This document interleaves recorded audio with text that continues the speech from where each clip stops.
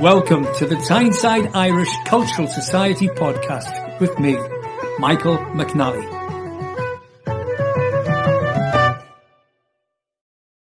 Hi everyone.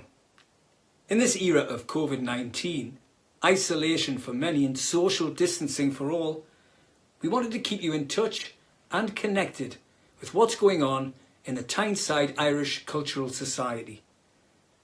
We felt that producing a podcast would be a good way to achieve this. The aim is to give you a magazine-type format with interviews, music and the latest news to keep you connected. I have to say, I was overjoyed when I was asked to do this, and I hope that you're going to find the end product entertaining and informative. I was keen to find out what's been going on during lockdown. And I thought there's only one man who will have all the answers. Mr. Tony Corcoran.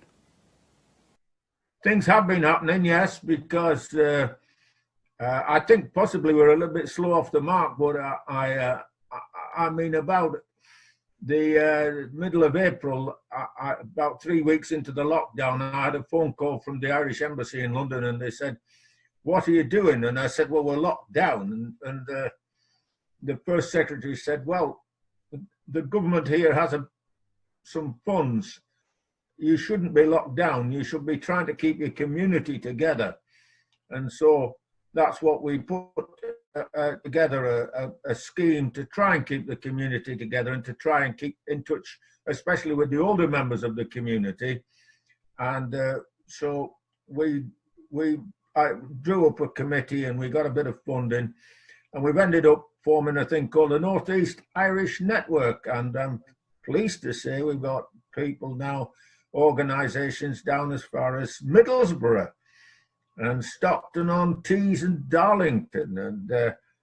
And so our reach is going over to Cumbria, up into Berwick-on-Tweed and down as far as the leafy parts of North Yorkshire.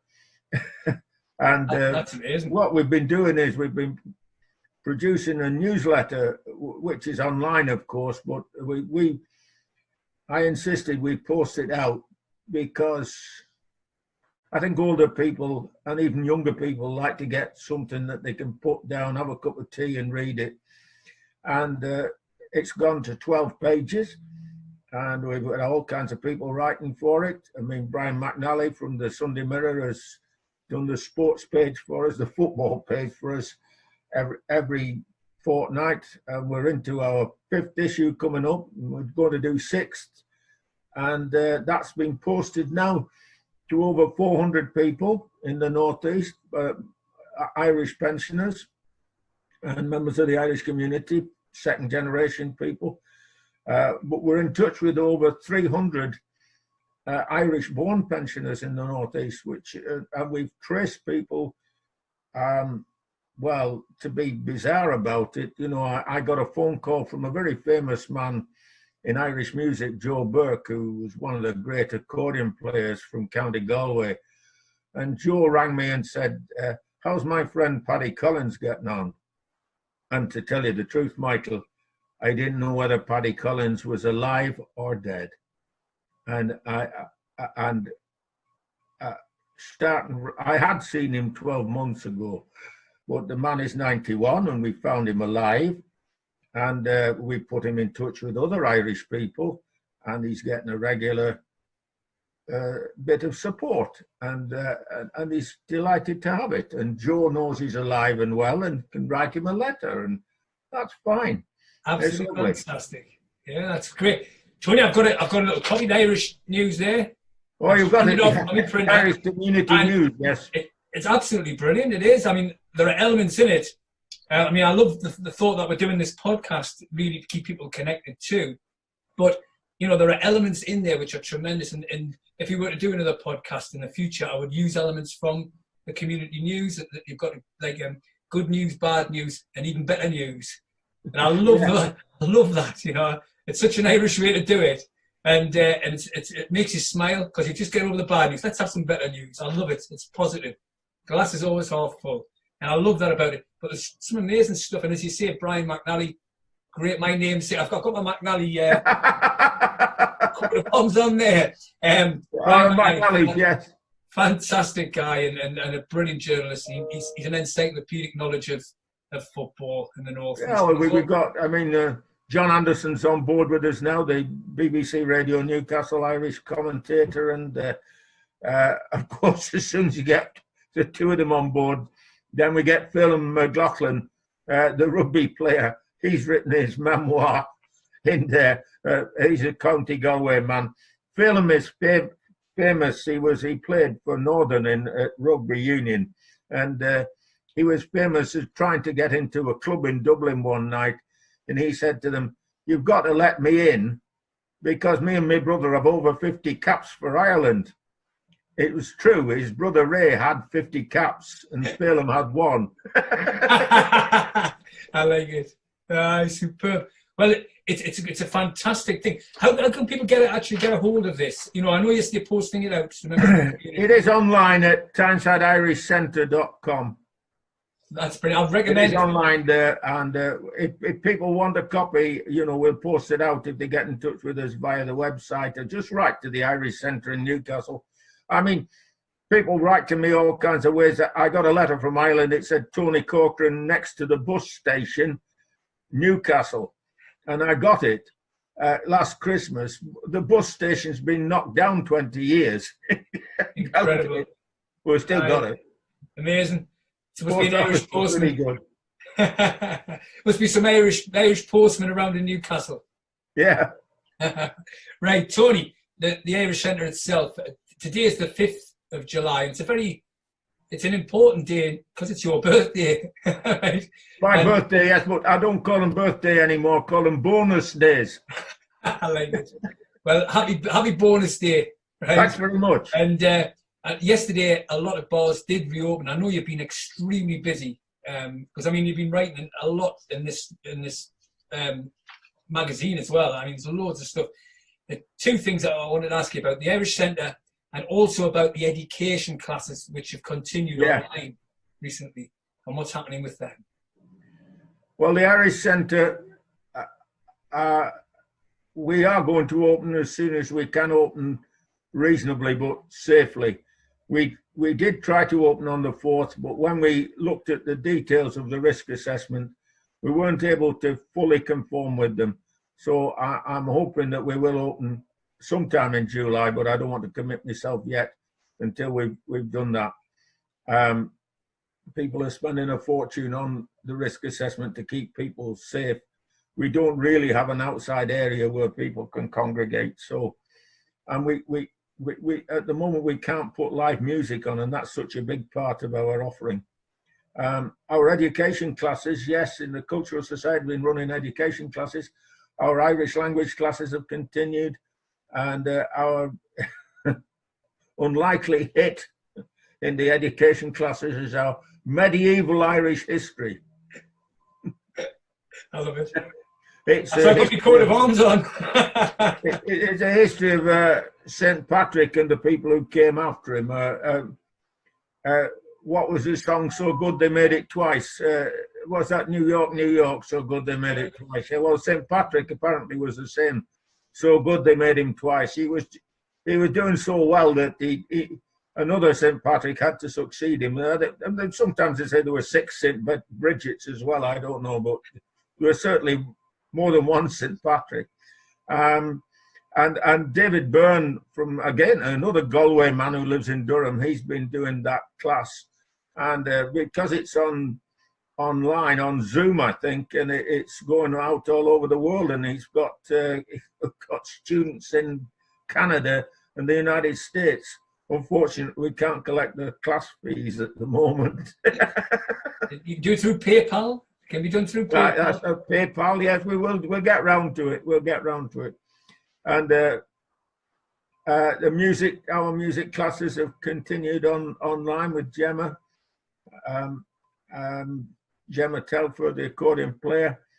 Gemma, smashing young tutoress that we've got. And God knows we've had drama classes still going.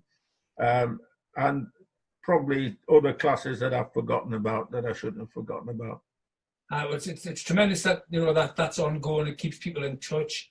I mean, we're hoping that this podcast is going to go out and as many people as possible can see it and realise that there are links to the Irish Centre and to the Cultural Society, through the magazine, through the education, and it's another way of keeping people informed as to when things will open up and people can get back and share some quality time together, which everybody's been missing. Tony, I'm going to have to end it just about there, but I want to say a huge thank you for your time, because I know how much you put in. And on behalf of the community, I know, as always, people are grateful, and I want to say a huge thank you to you, and I really appreciate all that you do. And I know I did ask you if you fancy playing a bit of fiddle, and I know you haven't played for a while, so no pressure on that one. We'll not worry about it. I'll play a little tune if you want. Will you? Yeah. Oh, that's absolutely brilliant. Don't ask me what it's called, because I haven't made my mind up yet. Well, you played at my wedding, and you were absolutely fantastic. I was actually going to see if I could find a bit of video of that if you didn't play for me. We'll play a little jig, Michael. Oh, and you can fade out on this. Is that all right? Fantastic, Tony. Thank you very much. Rose in the Heather, probably.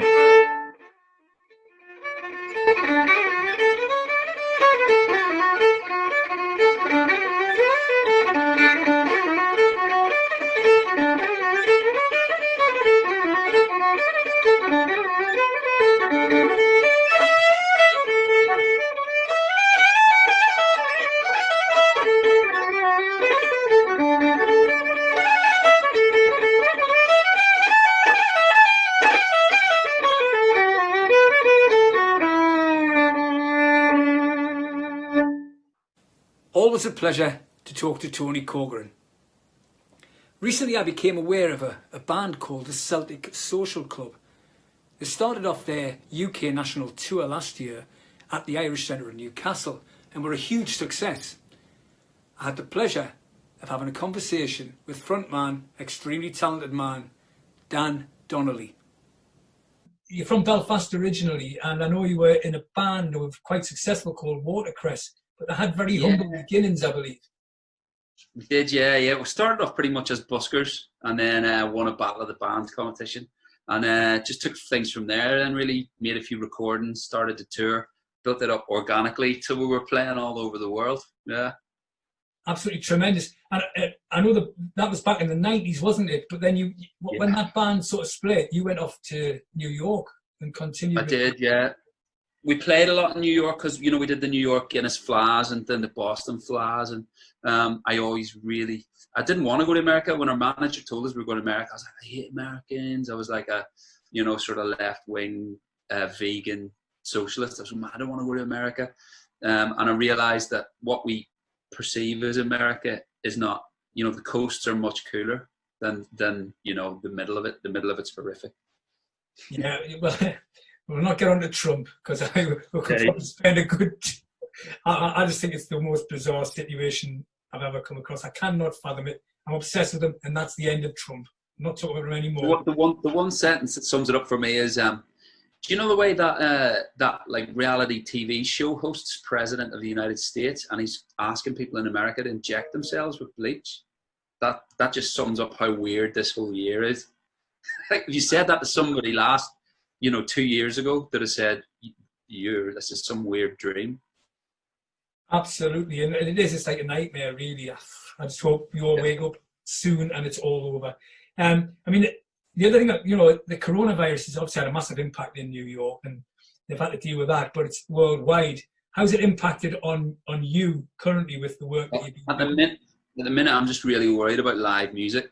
My main worry is it's so far down on the priority of the government that, they're kicking the can down the road. Like everything else, pubs are opening, but you're not allowed to sing. You're allowed to get on an airplane with 150 people and breathe recycled air and travel for 2 hours, but you're not allowed to go to a gig. You're not allowed to sing. You're allowed to go and get drunk now, but you're not allowed to sing. And if they kick it down on and say it returns in September, then once it gets colder, if everything shuts down again, be no music industry. Like, everyone's going to have to get a job. And like, the music industry was bad enough because of streaming. Basically, if the Beatles were to try to make Rubber Soul now, they would lose money. there wouldn't be able to. There would be no Beatles if the Beatles were to try to survive, because they didn't tour. So you're at a situation now where people can't tour and people make no money off records. So at the minute, there's literally no money in music until we can play live again. Yes. So, you know, the amount of bands that just may not happen, or the amount of albums that may not happen just due to just the lack of money. It's a serious situation. I'll be okay. I'll be fine. I own a venue. I don't have a massive overhead. I've made an album during lockdown, but you know, young bands starting out and stuff like that, it's going to be really hard for them. It's going to be really hard. Absolutely. Next year, everyone's going to want a gig. The venues a lot of the venues are going to shut down, and they're all going to be inundated. Every single musician's been not earning for half this year, so it's going to be tough. It's a real worry for a lot of people, and you know, not just in the music industry, but you know, actors as well. It's very, very tough for them too. So everyone in the arts, and you know, this is our culture. This is what you know. If we don't have our arts, we've got nothing. You know, we are a virus on the earth. Without, all we do is eat shit and consume oil. Without arts, that's all we are. Is a horrible rash on the earth. The only saving grace of humankind is the beauty of things that they've created, like Sgt. Pepper's or the Mona Lisa, or you know, or Silence of the Lambs, or whatever. I think that arts are humanity's only saving grace. Yet everyone takes it for granted. Everyone's sitting at home watching Netflix, consuming music, consuming art with actors. Yet nobody's going, right, we need to look after these people or they're not going to be here. You know, and they will not. A load of them won't be here. They'll be driving Amazon delivery vans next year if we're not careful. Absolutely. You know? It's serious. Seriously is a worry for all of us. Let's get back on with your music career. You've been in some amazing bands like the Levellers, Oyster Band, the Wonder Stuff. You know, fantastic CV. The Levellers are like someone just posted their there's a speaking of the music industry, there's a thing starting today called Let the Music Play, and everyone's posting the last gig that they went to. Someone just posted John Seving from the Levellers and I doing Paradise City by Guns N' Roses in a club in Somerset. The Levellers are like my big brothers. I've known them since I was a kid. I toured with them with Watercress when I was maybe 19. We supported them, and I've kept very good. I've kept, you know, in touch with them ever since. You know, I phone them on their birthdays. They phone me. You know, it's great. And whenever I was in the Wonder Stuff and would sometimes play together, it was great. It was like having my big brothers around, like that. You know, I could go into their dressing room and get a bit of respite from the Wonder Stuff. Awesome. Now, last year in May, you came and played the Irish Centre with a fantastic band, the Celtic Social Club, which you're fronting, and I think it was your first UK gig for the band. It was their first UK gig, yeah. And it wasn't my first UK gig. It was my first UK gig with them, and their very first UK gig. And they loved it. They loved the Tyneside Irish Centre. It was great, you know, because they love our culture. They love especially Irish culture, you know. And in France, French people think that the UK and Ireland has got more kudos than France. So they just loved coming over, and they loved seeing. They're used to playing big festivals. So to go into a little club like the Tyneside and like feel the sweat and have people like in your face, and then Tony got up and played a song with us, and they just couldn't believe this, you know, 70-year-old guy got up with a fiddle and knew how to, and he was blistering, he played along. It was a great night, really great night. Tremendous. I've been looking at some of the videos on YouTube, and I would recommend anybody who hasn't seen the band to check them out, because I think absolutely brilliant. Fantastic track, Remember Joe Strummer, which you've written and you performed superbly. It's a great video. One of my heroes. What was the inspiration for the song? It was the Joe Strummer's Glastonbury. I used to go to Glastonbury a lot when I was a kid, and Joe Strummer always was hanging out at Glastonbury at a fire, and it would be a great place to go. And you were in the presence of one of your heroes, you know, great man. and it was a really generous vibe, and it was a jam. People gathered around. It was cool, really cool. And that the name of the album, From Babylon to Avalon, came from that Joe Strummer song, and which is it's being released in the UK soon with Kitchen Disco Records. We've just put out a new single, Pauper's Funeral. That was filmed. My bit was filmed in Wall's End in a graveyard. Yeah. Great video as well. Another great song. I made some notes when I watched it. It's dynamic. It's original. It was perform a massive dynamism. There's loads of dynamics in the actual performance of it as well. Loved it. Absolutely superb. Relating back to the arts, it's about all the artists that have died in poverty, like Charlie Parker, William Blake, Edgar Allan Poe. They all died without a penny to their name. Oscar Wilde, Vincent van Gogh, all broke because nobody values the arts until people are dead. And like Nick Drake never made a penny while he's alive. Now so people don't value artists and art enough. Yeah, until they're gone. Yeah, sadly. It's true. Now, the Wooden Faces. This is a project you've been involved in recently. Can you just tell us what's going on there? It was it's now a band. We've recruited a bass player, and we're literally editing a video together that's going to be released in the next couple of days. And we are going to do live shows when live music comes back.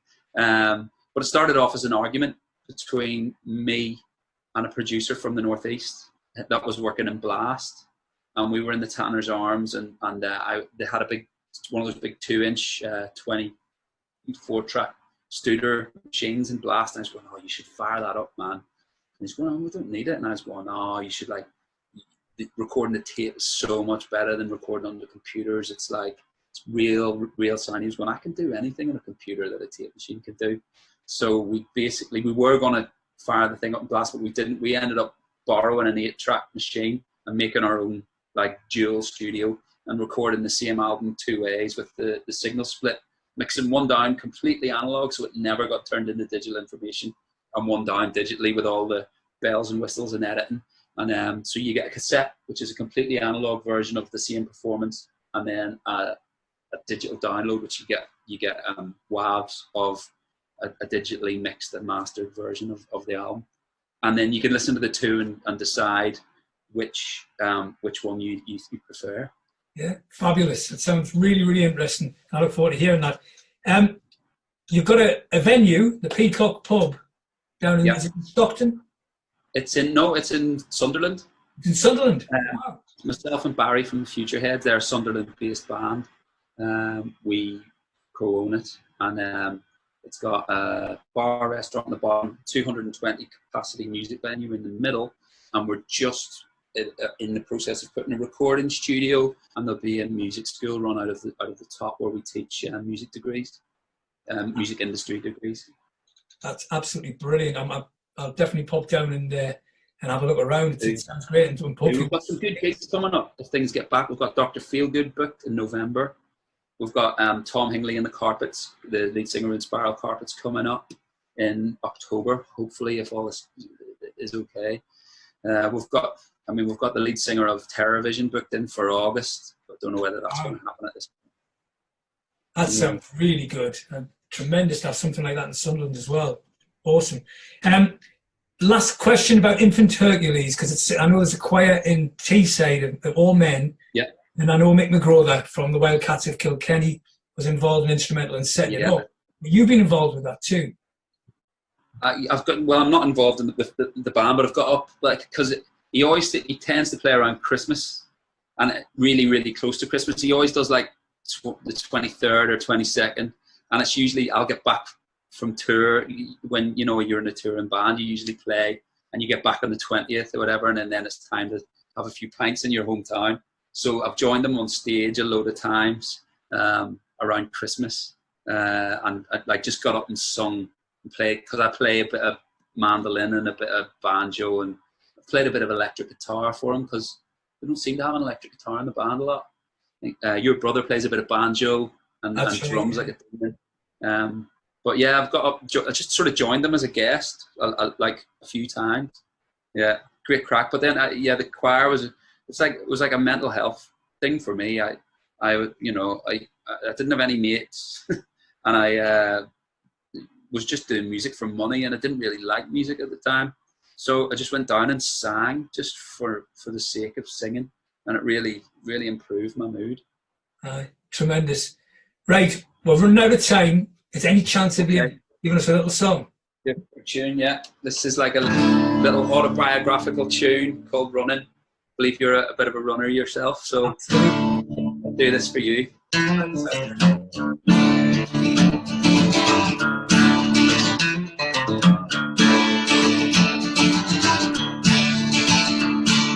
Daddy played guitar in a band and went to work most nights. My mother stayed at home and made sure that we all grew up right. And they both say that I grew up just a little too fast. But that's what comes from living in a city like Belfast. Running, running, running, running, running. Running, running, running, running, running. Running, running, running, running, running. I'm running.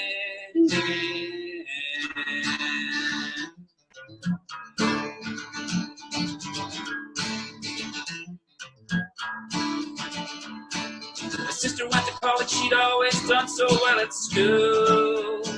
Studied hard and never thought to worry about being cool. Sometimes I wish I was a little more like her, but I'm not.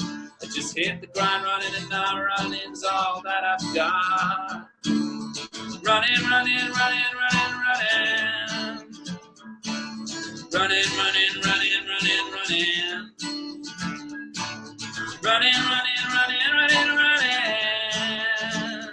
I'm running.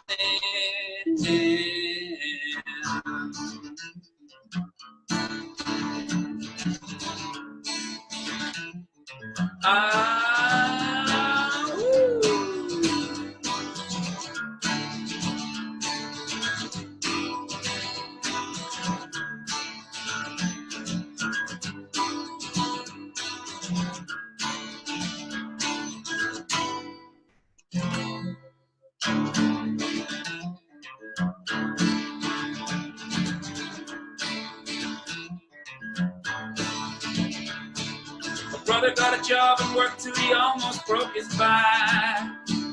I just hit the road and knew I'd never look back. I ran through most of Europe and the USA. I fell in love with New York City and been there till this day. Running, running, running, running, running. Running, running, running, running, running. Running, running, running, running, running. I'm running. Running. Running.